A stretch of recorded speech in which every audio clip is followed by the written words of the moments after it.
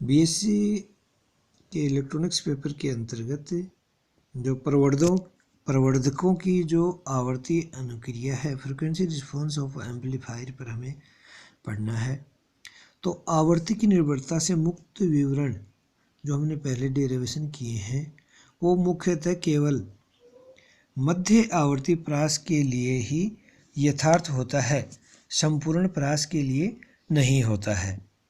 अल्प आवृत्तियों पर युग्मन या उपपथ के लिए बाईपास के लिए प्रयुक्त संधारित्रों को लघुपथित नहीं माना जा सकता है। हाई फ्रिक्वेंसी पे तो इसको लघुपथित माना जा सकता है, बट लो फ्रिक्वेंसी पे ये लघुपथित या शॉर्ट सर्किट है वो नहीं माना जा सकता है तथा इनका प्रतिघात नगण्य नहीं होगा, क्योंकि एक्स सी बराबर 1/ओमेगा सी, जब ओमेगा का मान या एफ बराबर ओमेगा बराबर 2πf का मान कम है तो एक्स सी है वो नगण्य नहीं होगा, बल्कि उसका कोई सफिशिएंट मान होगा। अतः ये प्रतिघात है उसको नगण्य नहीं माना जा सकता तथा ये आवर्ती पर निर्भर करता है। उच्च आवृत्तियों पर सक्रिय युक्ति जैसे ट्रांजिस्टर वगैरह हैं या अवांछित धारिताएं निकाय की अनुक्रिया को प्रभावित करते हैं, यानी कि गेन वगैरह है इसको प्रभावित करते हैं। प्रवर्धकों में सर्वाधिक अवांछित धारिता निवेश तथा निर्गम टर्मिनलों के मध्य धारिता है। इस धारिता के कारण प्रवर्धित संकेत का पुनर्निवेश हो जाता है तथा लब्धि यथेष्ट रूप से पर्याप्त रूप से प्रभावित होती है, यानी कि जो एम्पलीफायर है उसकी गेन जो ए है उसमें कुछ चेंजमेंट आ जाता है, वो प्रॉपर गेन है ए नहीं रह पाती है।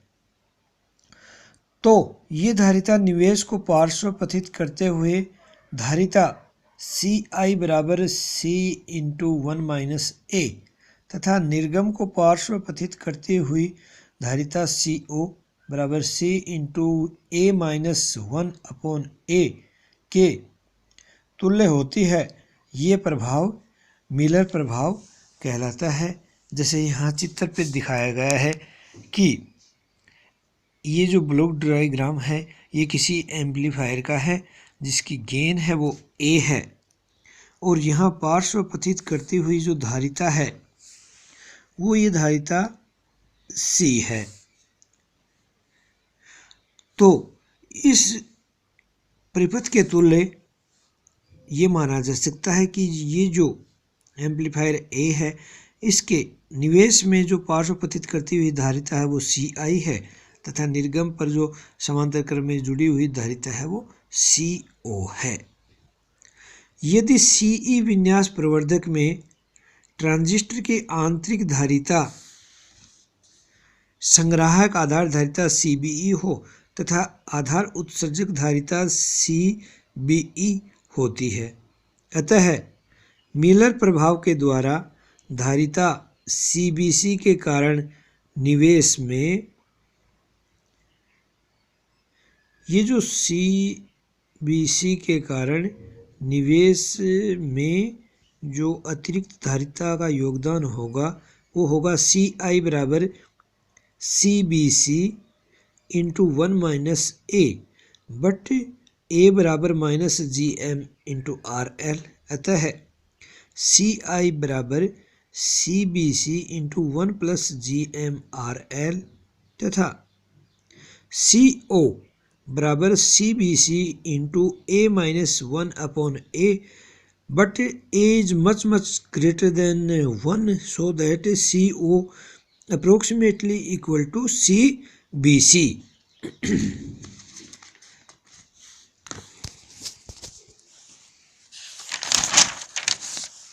चूंकि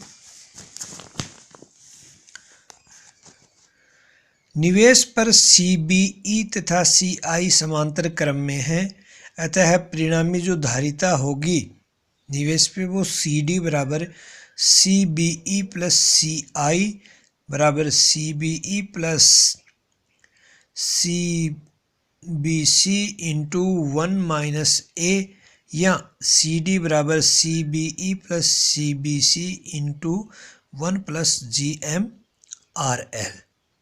इस प्रकार CBC का प्रवर्धित मान निवेश पर प्रभावी हो जाता है। बहुचरणीय प्रवर्धकों में द्वितीय चरण के निवेश पर यह धारिता CD प्रथम चरण के निर्गम पर लोड को पार्श्वपथित करती है, जिससे उच्च आवृत्तियों पर प्रथम चरण की लोड प्रतिबाधा आवृत्ति पर निर्भर हो जाती है और प्रवर्धक की लब्धि आवृत्ति बढ़ने के साथ घटती है तथा युग्मन या उपपथ कनेक्टिंग या बाईपास सप्लाई करने के लिए उच्च मान धारिताएं प्रवर्धक की निम्न आवृत्ति लब्धि को प्रभावित करती हैं। लो साइड जो फ्रीक्वेंसी है वहाँ लब्धि को प्रभावित करती हैं। निम्न आवृत्ति प्रास में इन धारिताओं की प्रतिघात बढ़ती है क्योंकि अक्स C बराबर 1/ω इसी तरह लब्धि का मान कम हो जाता है। मध्य आवृत्ति प्रास में लब्धि A आवृत्ति पर निर्भर नहीं होती है तथा लगभग नियत रहती है। इस प्रकार लब्धि का आवृत्ति के साथ परिवर्तन का वक्र प्रवर्धक आवृत्ति अनुक्रिया वक्र कहलाता है। यानी कि फ्रीक्वेंसी रिस्पॉन्स डायग्राम है वो प्रवर्धक की लब्धि तथा आवृत्ति के बीच में क्या परिवर्तन हो रहा है उसको शो करने वाला जो वक्र है वो प्रवर्धक आवृत्ति अनुक्रिया वक्र कहलाता है। आवृत्तियाँ FL तथा FH जिन पर मध्य आवर्ती प्रास में प्राप्त लब्धि A के सापेक्ष लब्धि 1/√2 गुणा या 0.707 AM हो जाती है, जहाँ पर AM है वो मिड रेंज गेन है। अर्ध शक्ति आवृत्तियाँ कहलाती हैं, हाफ पावर फ्रीक्वेंसी कहलाती हैं तथा FH माइनस FL प्रवर्धक की बैंड चौड़ाई कहलाती है। अर्थात जो उच्च अर्ध शक्ति आवर्ती बिंदु है उसकी आवृत्ति में से निम्न अर्ध शक्ति आवर्ती बिंदु की निकाल दें तो जो डिफरेंस है वो उस प्रवर्धक की बैंड चौड़ाई कहलाएगा। तो जो लब्धि तथा फ्रीक्वेंसी में जो वक्र प्राप्त होता है वो निम्न चित्रानुसार प्राप्त होता है, जिसमें लो साइड में कम आवृत्तियों पर भी गेन कम होती है, अधिक आवृत्तियों पर भी गेन कम होती है, मध्य आवृत्तियों पर जो गेन है वो लगभग फिक्स रहती है।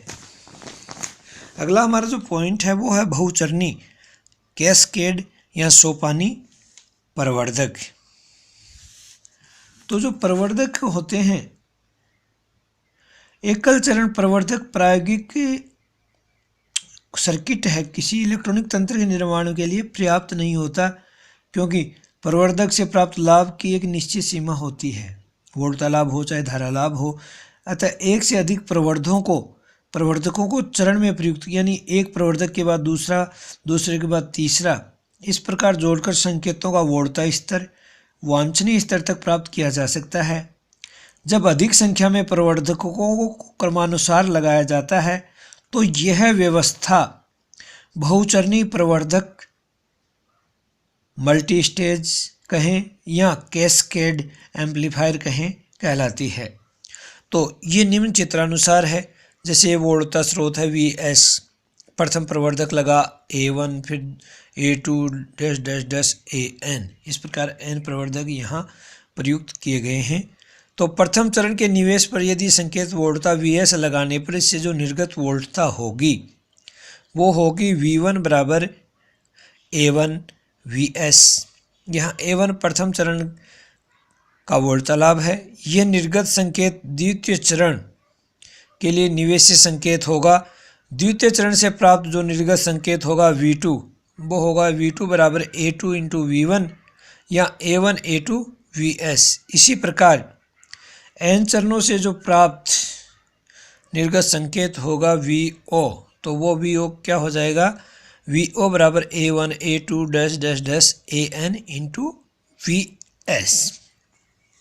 नेक्स्ट हमारा जो बिंदु है वो प्रत्यक्ष युग्मन है। प्रत्यक्ष युग्मन का जो एक परिपथ चित्र है वो निम्नानुसार दर्शाया गया है। प्रत्यक्ष युग्मन वह विधि है जिसमें प्रवर्धकों के एक चरण से प्राप्त संकेत को अगले चरण में सीधे ही जोड़ा जाता है, प्रत्यक्ष युग्मन कहलाता है। जैसे कि ये ट्रांजिस्टर T1 है, ये ट्रांजिस्टर T2 है। तो T1 ट्रांजिस्टर के द्वारा जो गेन प्राप्त हो रही है उसे हम डायरेक्ट ही T2 के बेस पे जोड़ देते हैं बगैर किसी संधारित्र या लोड के लगाए हुए। तो इस प्रकार की जो व्यवस्था है वो प्रत्यक्ष युग्मन कहलाती है। यहाँ पर इस चित्र में ना जो दो चरणों वाला प्रत्यक्ष युग्मन प्रवर्धक दिखाया गया है जिसमें दो ट्रांजिस्टर यूज किए गए हैं। प्रथम चरण के प्राप्त जो AC तथा DC दोनों संकेत द्वितीय चरण पे पहुंचते हैं। प्रथम चरण के संग्राहक पर प्राप्त DC वोल्टता द्वितीय चरण के आधार पर पहुंचती है। ये जो कनेक्शन है इसके द्वारा द्वितीय चरण के बायसीकरण परिपथ को बनाते समय ये तथ्य ध्यान रखना चाहिए। चूँकि ये प्रत्यक्ष युग्मन विधि है, इसकी जो मुख्य कमी है वो है कि ट्रांजिस्टर प्राचल हैं वो VBE तथा बीटा ताप के साथ बहुत ज़्यादा परिवर्तित होते हैं, जिसके कारण संग्राहक धारा और वोल्टता परिवर्तित हो सकती है। प्रत्यक्ष युग्मन के कारण यह वोल्टता परिवर्तन निर्गम पर प्राप्त होगा। अतः निर्गम वोल्टता में ये अवांछित परिवर्तन जिसका निवेश वोल्टता से कोई संबंध नहीं होता है अपवाह कहलाता है, जिसके कारण निर्गत वोल्टता का गलत विश्लेषण हो जाता है और इस अवांछित सिग्नल के कारण जो एम्प्लीफिकेशन है वो प्रॉपर या उचित तरीके से नहीं हो पाता है। नेक्स्ट हमारा जो बिंदु है वो है RC युग्मित ट्रांजिस्टर प्रवर्धक। तो जो बहुचरणीय प्रवर्धकों में एक चरण को दूसरे चरण से किसी युग्मन लोड या युग्मन जाल की सहायता से युग्मित किया जाता है, जोड़ा जाता है, तो वह ट्रांजिस्टर प्रवर्धक जिसमें युग्मन लोड या युग्मन जाल के रूप में प्रतिरोध संधारित्र जाल RC network resistance capacitance network का उपयोग किया जाता है, उसे RC कपल्ड RC युग्मित ट्रांजिस्टर प्रवर्धक कहते हैं। तो RC युग्मित ट्रांजिस्टर प्रवर्धक का जो परिपथ चित्र है वो निम्नानुसार दर्शाया गया है। इसमें दो चरण वाला जो RC कपल्ड ट्रांजिस्टर प्रवर्धक है वो दर्शाया गया है।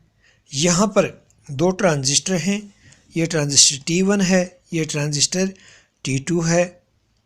ट्रांजिस्टर T1 के बेस पर जो वोल्टता VI अप्लाई की गई है, यहाँ पर इसके समांतर क्रम में दो प्रतिरोध R1 और R2 लगाए गए हैं उचित बायसीकरण के लिए। RL लोड प्रतिरोध है, RE